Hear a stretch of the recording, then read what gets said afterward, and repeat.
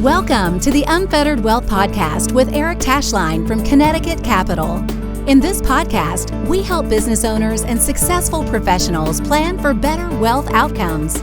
Join us for this journey where we explore ways to help you identify better wealth decisions to help you achieve an unfettered life. It's time to ask yourself, what do you want more of? Hello and welcome to Unfettered Wealth with Eric Tashlein. Today, Eric, we're talking about early retirement, or at least that's what my notes say, and that's a really interesting topic for these times, early retirement. Why did you choose that? Yeah, sure. So it seems like everybody I'm speaking to lately, especially those in their 50s or 60s, post-COVID, they're thinking, gosh, I just missed a great business cycle. If they own a business, maybe some of them were thinking about selling. And now they recognize that, they're going to need to focus over the next 5 years. And I think the conversations I'm having, I think for some of them, their energy's waning a little bit, and they don't necessarily want to retire when they're 70 and not be able to enjoy their lives. So I think that's coming up a lot lately.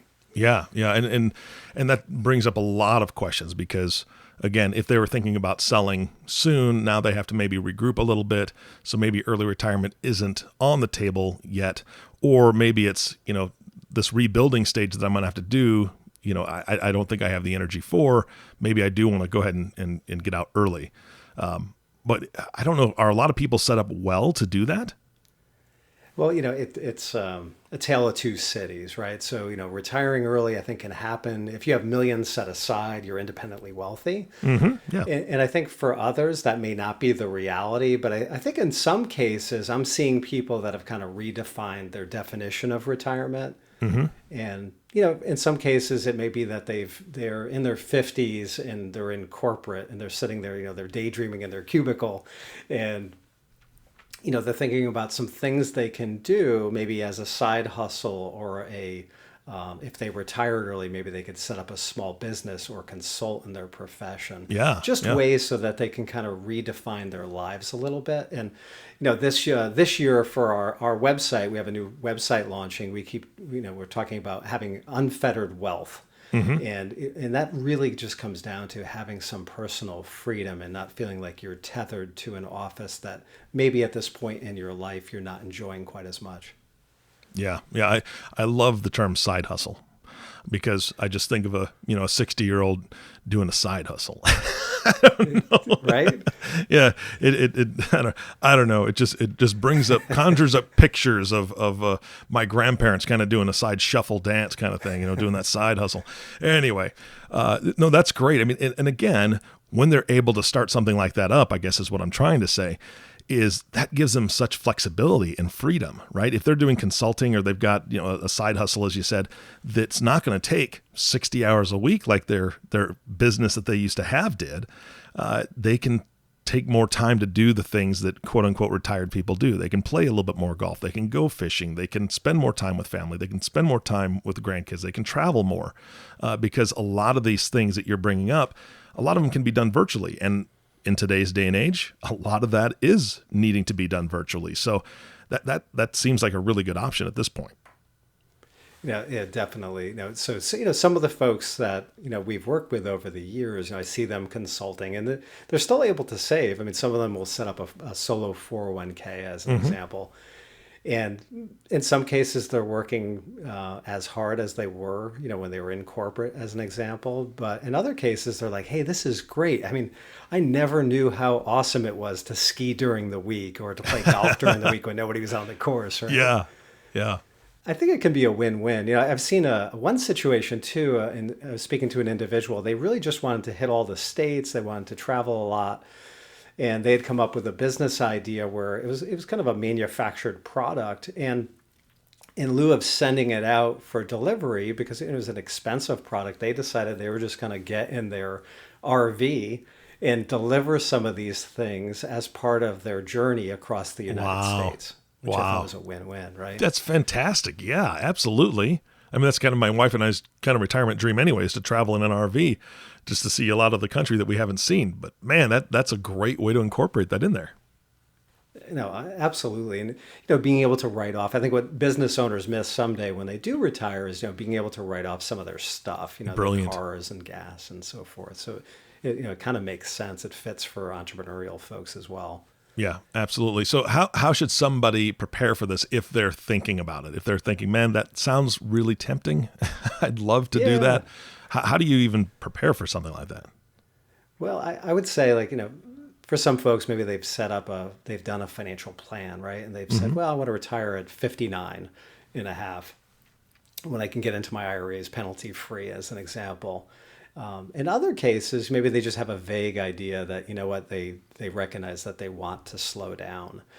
In some cases, it's interesting. Transamerica had a study a couple years ago that talked about early retirement and how the majority of the time, or a lot of the time, it happened earlier than folks expected. They were either let go, corporate downsizing, or in some cases, they had health problems within the family and they needed to leave the workforce early. So sometimes it's planned, sometimes it's not. I think the big theme, though, is that, definitely get on top of it, gain some clarity for yourself in the event that you do slow down or want to slow down. Yeah, and I think that that's one of the most frustrating things that I've seen in my adult life is when a corporation or a company, and I'm using air quotes on a podcast, which is really effective, but downsizes, right? They downsize for financial reasons, quote unquote. But what they do is they end up letting a lot of the senior people go, not seniors, but senior executives and senior people go because they know they can bring on 2 or 3 other people for the salary that they were paying the person they let go. That's very frustrating to me. It's almost like stabbing them in the back. Hey, thank you for your 25 years of service, your 30 years of service. By the way, we're going to go ahead and let you go because you're too expensive. And that happens. And I think a lot of people feel safe in their positions because, well, they've earned their position. But bottom line is that corporations are going to do what corporations do best, and that's try to cut costs and save money and so on and so forth. And I don't think anybody's job is truly 100% safe. And that's, I hate to say it that way. I'm not trying to be a downer, but reality is that your job isn't always safe. So I think it's great to be able to have that secondary plan and however that comes about, being prepared for it is obviously, what you help them do.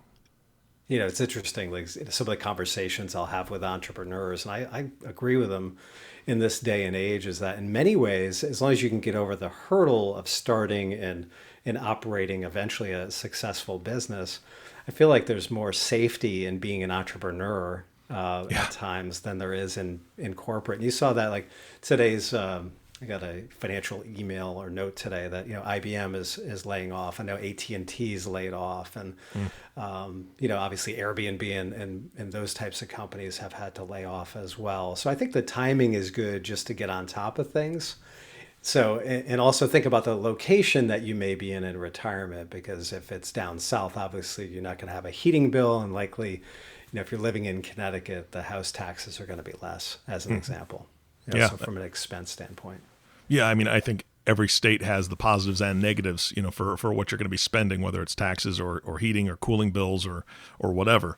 But again, I know that a lot of times people that are getting older, they're trying to move down south due to climate. I know my parents were, for example, my mom definitely wanted to get out of Washington State due to the rain and gray all the time. And it was a little hard on her arthritis, to be honest. And so they had gone to Costa Rica for a number of years, and she loved it. She thrived, because of the warm climate, and it was nice. But I think that's something everybody has to think about as they age. I'm not completely to that point yet. However, being in Nebraska, I'm getting real tired of the winters. And I'm assuming Connecticut's pretty cold in the winter. I don't know how long your winters last, but this one seemed to last forever. And I'm looking at, okay, as I get older, I do want to get a little bit into a slightly warmer climate, or one that at least doesn't dip down as cold as it is now. And so that's something I have to prepare for, because Nebraska is wonderful for a lot of reasons, and it's very inexpensive. I know the places that I want to go are going to be way more expensive than where I'm at right now. For sure. And then, like we talked about in the last podcast, I think for most folks that are working, at least a 40-hour week, I think going from 40 hours to 0 hours is a tough transition. So I think just taking time to get clear as to, well, what does what does that next phase look like? Whether or not it includes some work. Yeah, absolutely. So Eric, getting back to your question in terms of how should clients prepare? So I think over the years I've seen so many rules of thumb that they shouldn't go by, and I'll cover some of those in the next few minutes here. All right. One of the rules of thumb that we see all the time is having a replacement income of 80%. And I just think that you need to have a healthy degree of skepticism with that. It's an oldie, it's not a goodie. From my standpoint, it's maybe or maybe not. I have a lot of successful clients that are high income earners, and they will never spend what they earn today. So they don't need 80% of that number. And then on the flip side, you might be very surprised as in terms of healthcare costs. I mean, I think they generally go up 5 to 10% every year. Yeah. So one of the challenges, if you are forced to retire early, or if you want to retire early, is healthcare in general. You have to have that conversation with your spouse. Is somebody going to work, as an example? And so in terms of replacement income of 80%, some of the things that we find that are expensive, for example, taxes are probably going to go up, especially post-COVID. Yes. and some of the benefits that have been given out to citizens, which I think were needed, but I can't imagine that taxes will be lower in the future.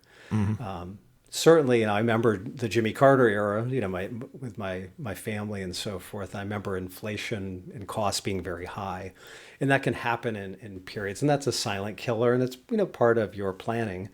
And then the other thing too that we see all the time, I'm sure you've seen in your life, that adult kids and grandchildren can be financially needy. And I don't know if you've ever experienced that or not. No, yes, I have.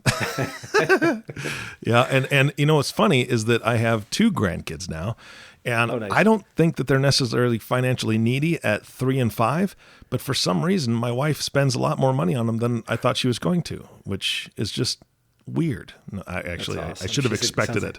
She is the Nana, and so Nana buys what the grandbabies want, and I love it. But at the same time, I'm like, man, these little ones are expensive, and they're not even mine. Come on.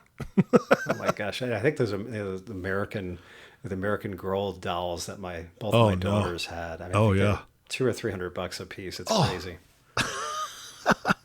Yeah, among that's other things. Wow. Oh yeah. Well, that's how it works, right? Man, yeah. So I mean, those are kind of unexpected expenses a lot of times. But you brought up a really good point, which again, not trying to be gloom and doom here, but the government has done a lot for small businesses, and I know that you work with a lot of small business owners. So the PPP loans, the SBA stuff, that's all been very good. That has saved a lot of businesses. That has been very, very helpful. But again, we're looking at almost a $3 trillion bill for that. While I want those businesses to be saved, and I'm very happy they are, I also know what's coming around the corner. There's no way of getting out of taxes being raised at some point. So that's definitely something that anybody that's looking to retire in the next 10 to 15 years, or 5 years for crying out loud, really needs to pay attention to and plan for. And obviously I know that's part of your process. But what other things, are you telling your clients that are thinking about this?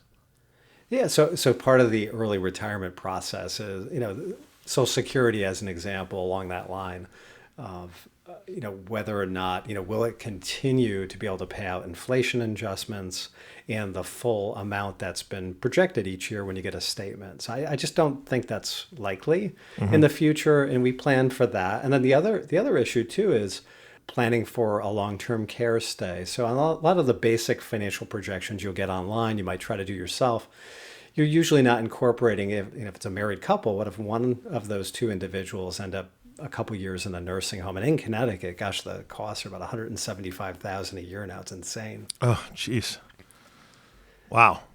What's happening is, clients that had bought some of these policies 20 years ago when they first came out now are faced every year. They're like, gosh, the cost of the insurance is going up a lot. So there's all these little surprises that you get. I would just say, as part of the process, to gain some clarity, I would go through all of your credit card statements and your checking and saving accounts and over the past year and just start noting, recurring costs that you will maintain in your retirement. And then also think about some of the hobbies or passions that you would pursue, when you call it quits at some point. And I think, for example, much to some of the spouses' chagrin, I think in the last year we had 3 or 4 boats purchased by retirees or folks heading into retirement. And, it's a big cost. And I think, when they bought these, I don't think they realized the annual maintenance costs that they would incur. Mm-hmm. But I'm not to say, you need to have some fun too. So yeah. We definitely want to have some fun. Totally. But, and again, I find it very interesting, the long-term care issue that you brought up, the health insurance or the, how is health insurance going to be taken care of, the cost for health care in general. People that are looking to retire, I just want to remind everybody that we already have a quote from some scientists, and I can't name them all, but there are quite a few that agree. They believe the first person to live to 200 years old has already been born. That means in our lifetime right now, somebody has been born that will live to 200. That's crazy. We I already heard that. That's amazing. Yeah. And it's amazing. And it's scary. I'll be honest with you, because we look at retirement at 65, right? Or 62 or whatever that number is for people. And then on this podcast, we're talking about early retirement. How much longer are you going to live? When our parents and grandparents and great-grandparents were living, there were certain numbers. And I believe during my grandparents' time, it was the average of 70. That's not the case anymore. Now I think it's 86 or something like that. How much more is that going to grow over the next 10, 20 years as healthcare evolves, as science finds new solutions to old problems? We're going to live longer. But that means we have to pay for those solutions, and we're going to be paying for, living longer. How do we fund that, right? So again, it's tough. It's a tough balance. But if you think it's going to be just, you're going to retire for 30 years, wow. Well, 30 might be the number because, 65 to 95. But you may be retired for 40 years, or you could be retired for 50 years. That's scary. Exactly. And thank you, Eric, because you led right into that next rule of thumb, right? So there's another, I'll call it a rot, right? I just don't believe in any of these things based on planning because everybody's so unique. So a rule of thumb is subtract your age from 100, in your case from 200. Yeah, exactly. Crap. And this is another rule of thumb that, likely if you ran a financial plan, it usually will debunk. And the rule suggests so you take your age, you subtract it from 100, it determines your equity exposure. And as I said earlier, in certain cases, if you have a really wealthy client, they don't necessarily require a lot of stock exposure since spending is easily covered with minimal growth. And in other cases, you're going to need to invest more in equities or alternatives to make up for asset shortfalls, which is the case for many retirees. And so we just find the rule doesn't have a lot of merit. I think the key is for everybody when you're thinking about equity allocation amounts would be to just have enough in equities to carry you there through retirement. And then ultimately, if in your mind there's a certain amount you want to leave for your children and grandchildren, then again, that would be a reason to adjust upwards or downwards your equity exposure. Because, let's face it is at times like a roller coaster like we've been through. Okay, so kind of break down equity exposure for me. What do you mean by that? Sure. So if you're retiring at 60 and, the rule of 100 suggesting that you have 40% of your money in stocks or equities. Okay. For, as an example, in many cases, that's just not going to carry you to 100 based on spending. Got it. And so finding your optimal, I think, just optimizing your allocation, I think is so important for retirement. Yeah. Got it. Okay. That makes sense. Absolutely. So, one of the other rules of thumb is the 4% rule of thumb. And this rule says, if you have $1 million portfolio, that you can spend $40,000 per year of it during retirement. Mm-hmm. That doesn't sound right to me. Yeah, it depends, right? So yeah. So you have to come up, like we talked about, proper allocation based on spending and risk. And it doesn't always work out. The other rule that's very similar to that is the rule of 25. So if you told me, you're like, Eric, I need $100,000 a year above and beyond Social Security. Well, there's a rule that says, well, you take 100,000, you multiply it times 25, and you need $2.5 million. And it's not, when we run projections, it doesn't usually work out so neatly because people have goals. There's weddings that you have to plan for. Yeah. And so forth. So and life just happens along the way. Well, and let me ask you this. I mean, first of all, we're assuming that portfolio is going to at least make 4% every year, so you can pull the 4% out, correct? Yeah, that's number one. Some inflation, right? Well, so that's the other question I had, is that if it makes 4% over every year, right, and you're able to pull 4% out, so let's just say just for fun that $1 million always stays there. Right? It's always there, doesn't fluctuate whatsoever. And we're not even going to talk about the market. It just doesn't fluctuate, and you're able to pull 4% out every year. Well, that's great. But, so that's $40,000, right? That you can pull out for your retirement. That's great in the first year because that's what you've got everything based off of.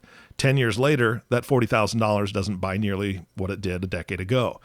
Now we're going 2 decades in the future. That $40,000 is buying less. And that $40,000 is buying less in year 30 of your retirement, which we've already established is most likely a lot of people's cases that they'll be retired for 30 years. So that, again, that doesn't, inflation doesn't even come into that equation. And then it doesn't really address all the market volatility that could happen, positive or negative. The $1 million is not going to stay $1 million forever. Hopefully you get 8% on it one year. Hopefully you get 15% on it one year, and it's getting into the positives. But we had a year like this year, that portfolio could be down 10% or could be down 20%. And I know that you work with your clients specifically on diversifying and making sure that that's, especially in your retirement years, you shouldn't be taking that much risk. However, it's just a terrible rule of thumb to go by if it's the only thing that you're judging it on, right? I mean, it scares me that people would think that's just the plan for the next 30, 40 years. I totally agree with you 100%. So I just think the theme here is, early retirement can happen, by your planning or by corporate downsizing. I think just getting on top of things now with everything that's going on is smart. I think, one of the ideas I'd like to convey is that, you typically only retire one time. Yes. And so you'll want to get it right. Right. So I would just suggest that for folks on the podcast, I would hire a financial planner and work with somebody that, works with business owners and corporate execs, and they do this on a regular basis just to cover all the nuances of retirement. I just don't think it's a great time to do it yourself when you're heading into that important period. Yeah. Yeah. And here's the thing. I'm going to say, you said it best, hire a professional. I'm going to take it one step further. If you're working with a professional now, please, please, please, like Eric said, you retire one time. Please get a second set of eyes on your situation. You may have a great relationship with your advisor, but bottom line is that they're a human being. I'm sure they work very, very hard, but it never hurts. You're not going to hurt the relationship. Get a second set of eyes on your situation and just say, what do you think? And just get somebody else's opinion. I do that all the time with small things in my world, right? If I need something, I need my car fixed, I may get a second opinion, compared to the first one that I got. My son's a mechanic. I like to get his opinion. It's great to have his input. I'll even call my dad. Hey, Pop, this is what's going on. What do you think? Right? Because I do want to explore other options, and there's nothing more important than your retirement, especially like you said, your clients are going to do it once. Now you've done it a bunch, right? You've retired a ton because you walked through it with your clients many, many times. So you've got the experience, but for everybody listening, please just get a second opinion on what your plan is. Just to have a second set of eyes on it. It's that important. Yeah, I think that just makes sense. It's just like if I had to go into a surgery, I would do the same thing. Yes. I think it's just as important. Yeah, absolutely. Absolutely. So one thing I wanted to end with is, so at the end, as you're going through this process, if you find out you're short, in terms of monies, then what are some ways you can come up with some extra income to save, right? So whether it's working a side job, whether it's working hard to get promoted in the interim, Like we talked about having a side business. In some cases, I've seen some clients buy successful franchises, so they knew what they were getting into. When they bought the business. Health insurance costs, we talked about that a little bit in early retirement. It's hard because, yes, when you're 65, you get your Medicare supplement. But prior to that, I think if I look at my health insurance bill for my family right now, it's close to $2,500 a month. It is a sky high deductible on top of that. And but a few companies, and not that you want to spin up lattes 3 days a week, but Starbucks, if you work there 3 days a week, they pay for health insurance. Oh, wow. And in Costco, same thing. If you're there 3 days a week, they cover for health insurance. So there's so many ways to get there if you just take some time to think it through. And hopefully all of you eventually end up playing golf like we talked about midweek, or skiing midweek, and I'll end up at the tiki bar in some tropical location someday. Yeah, I don't know how much skiing there are near tiki bars, but I'm willing to test the theory. I'll be your guinea pig. Send me out, Eric, and I will find places where people can be at a tiki bar in the afternoon, and they can go skiing in the morning. I'll report back. Is that okay with you? That sounds great. Sounds great to me too. All right, Eric, thank you so much for your time today. This was a great podcast. I hope you as the listener got a lot to think about. And again, whether you need a second set of eyes, or maybe you're already a client of Eric's and you want to call up and say, hey, that early retirement stuff sounds good. So does the tiki bar. Eric, why don't you give them your contact information one more time so we can push them to you and they can get a hold of you? Sure. So I would say the easiest way to go is go to our website. It's connecticutcapital.com, and there's an area there you can sign up for a meeting. And then certainly old school, you can give us a call, 203-877-1520. Fantastic. All right, Eric, thank you so much for your time again today. Oh, awesome. Always great talking with you, Eric. Absolutely. And audience, I want to thank you so much for listening to the Unfettered Wealth Podcast with Eric Tashlein. If you have not subscribed to the podcast yet, please click the subscribe button below. This way, when Eric comes out with a new podcast, it'll show up directly on your listening device. This makes it so much easier to share these podcasts with your friends and family. Again, thanks so much for listening today. For everyone at Connecticut Capital Management Group, this is Eric Johnson reminding you to live your best day every day. And we'll see you at the Tiki Bar. Thank you for listening to the Unfettered Wealth Podcast. Click the subscribe button below to be notified when new episodes become available. The information covered and posted represents the views and opinions of the guest and does not necessarily represent the views or opinions of Connecticut Capital. The content has been made available for informational and educational purposes only. Content should not be construed as personalized investment, legal, or tax advice. Please consult your advisor, attorney, or tax advisor in regards to your individual situation. Eric Tashlein is an investment advisory representative of Connecticut Capital Management Group, LLC, a registered investment advisor. Connecticut Capital Management Group, LLC, and Connecticut Benefits Group, LLC are not affiliated.